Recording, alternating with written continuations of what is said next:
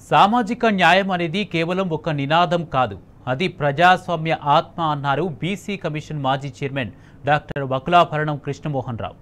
పేద వర్గాలు, వెనుకబడిన తరగతులు సమాన అవకాశాలు పొందకపోతే దేశ ప్రజాస్వామ్యం సంపూర్ణం కాదని చెప్పారు. ఈ సత్యాన్ని జీవితాంతం తన కృషితో నిరూపించిన మహోన్నత నాయకుడు కామ్రేడ్ సురవరం సుధాకర్ రెడ్డి అని వకులాభరణం కృష్ణమోహన్ రావు కొనియాడారు. ఈ మేరకు సురవరం సుధాకర్ రెడ్డి పార్థివ దేహం వద్ద ఆయన నివాళులర్పించారు. ప్రస్తుతం 42% బీసీ రిజర్వేషన్ల నేపథ్యంలోనూ సూరవరం సూత్రాలు స్పష్టతనిస్తాయని వకులాభరణం తెలిపారు. విద్యార్థి దశ నుంచే బీసీ ఉద్యమాల్లో తాను ఆయనను కలిసే అవకాశం లభించిందని గుర్తు చేసుకున్నారు. సురవరం సుధాకర్ రెడ్డి గారు రాజకీయాల్లో నైతిక విలువలు నేర్పినటువంటి ఒక ఆదర్శమూర్తిగా మా అందరికి కూడా ఎప్పుడూ ఒక మార్గదర్శకుడుగా ఉన్నాడు.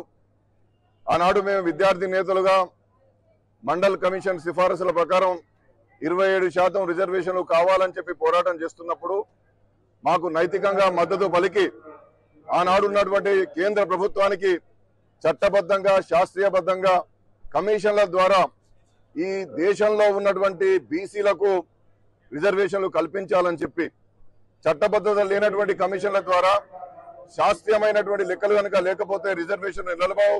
ఇప్పటికీ చాలా కాలంగా బీసీలకు అన్యాయం జరిగింది కాబట్టి నిబద్ధత కేంద్ర ప్రభుత్వం ముందుకు పోవాలని చెప్పి సూచన చేసి మాకు మనోధైర్యాన్ని ఇచ్చి ఆనాడు బీసీ ఉద్యమాలకు బాసటగా నిలిచినటువంటి గొప్ప వ్యక్తిగా మాకెప్పుడు కూడా ఆదర్శప్రాయుడుగా సురవరం సుధాకర్ రెడ్డి గారు మాకు కనిపిస్తారు. కాబట్టి అలాంటి మహనీయుడు విలువలతో కూడి 8 దశాబ్దాలుగా ఒకే పార్టీలో ఉండి నైతిక విలువలు, రాజనీతి, ఒక నియమబద్ధమైనటువంటి పద్ధతులను సమాజానికి ఆదర్శవంతంగా అందించినటువంటి మహానుభావుడుగా వారు చరిత్ర పుటలలో వారికి వారే ఒక చరిత్రను సృష్టించుకున్నారు. అలాంటి మహనీయుడికి మాకు ఎంతో అనుబంధం ఉన్నది. వారి యొక్క మృతికి ప్రగాఢమైనటువంటి సానుభూతిని ప్రకటిస్తూ వారి మృతదేహాన్ని కూడా ఇవాళ ఆదర్శవంతంగా ఇవాళ ఇచ్చేటటువంటి విధానంగా వారు తీసుకున్నారు. కాబట్టి బతికున్నంత కాలం ఆదర్శంగా జీవించారు.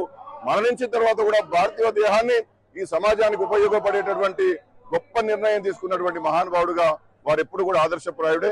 వారికి వారి ఆత్మకు శాంతి చేకూరాలని చెప్పి మనస్ఫూర్తిగా భగవంతుని ప్రార్థిస్తున్నాను.